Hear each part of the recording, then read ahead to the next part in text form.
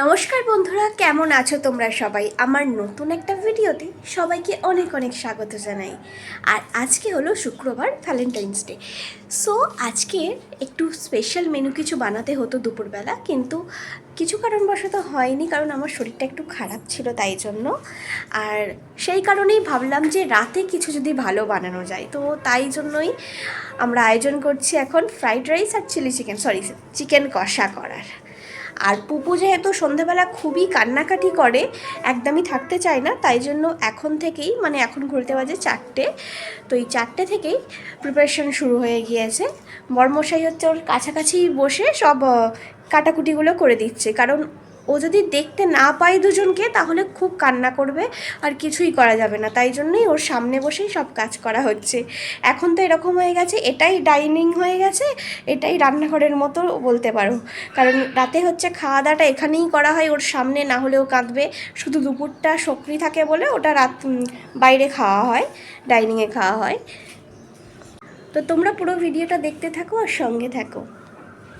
এই যে পুপু এখানে বিছানাতে শুয়ে সারা বিছানা জুড়ে নাচানাচি করছে, আর ওর পাপা ওর পাশেই বসে সবজি কাটিং করছে। পুপু পুপু পুপু কি করছো তুমি? পুপু পুপু, এই দেখো বন্ধুরা, সব সবজি কাটা হয়ে গিয়েছে, কি সুন্দর লাগছে তাই না? চলুন সবজিগুলোকে এবার রেখে দিয়ে আসা যাক, বরমশাই এবার বার হবে, ওর নাকি কিছু কেনাকাটা আছে। তো বললাম যাও। ওমা, ফিরতে না ফিরতেই আয়াম তো অবাক, দেখি হাতে অনেক কিছু জিনিস।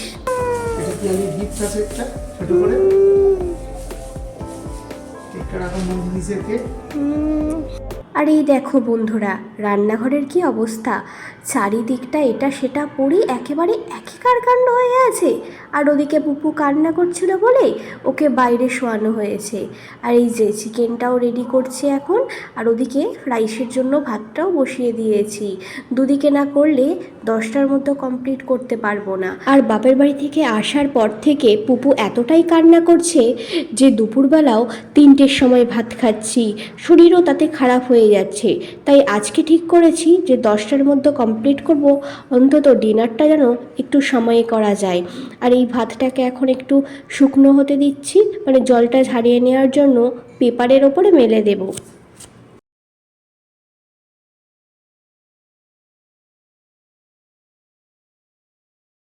সব হয়ে গিয়েছে, মানে চিকেন তো আগেই হয়ে গিয়েছে, এবার রাইসটাও রেডি করছে। আর ওইদিকে পুপুর বাবা পুপুকে নিয়ে একটু নাচানাচি করছে, মানে ওর এগুলোই ভালো লাগে, সব সময় পাপার কোলে ঘুরবে, একটু নাচ করব সবাই মিলে।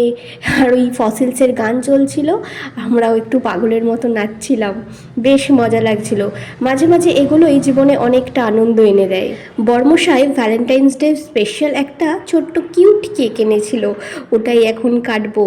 আর সুন্দরভাবে ডেকোরেশনটাও করা হয়েছিল, মানে মোমবাতি যা ছিল ওটা দিয়েই সুন্দরভাবে কাপের ওপর দিয়ে ডেকোরেশন করা হয়েছিল। আর এই যে গিফট আমার, তারপরে পুপুকেও রেডি করে নিয়ে এসে 3জনে মিলে কেকটা কাটিং করেছিলাম। ওরও বেশ মজা লাগছিল, যেহেতু ও এখন ছোট তাই ওকে আর ছুরিটা হাত দিয়ে ধরালাম না, আমরাই কেটে নিলাম। যাই হোক, বেশ ভালো ছিল খেতে কেকটা।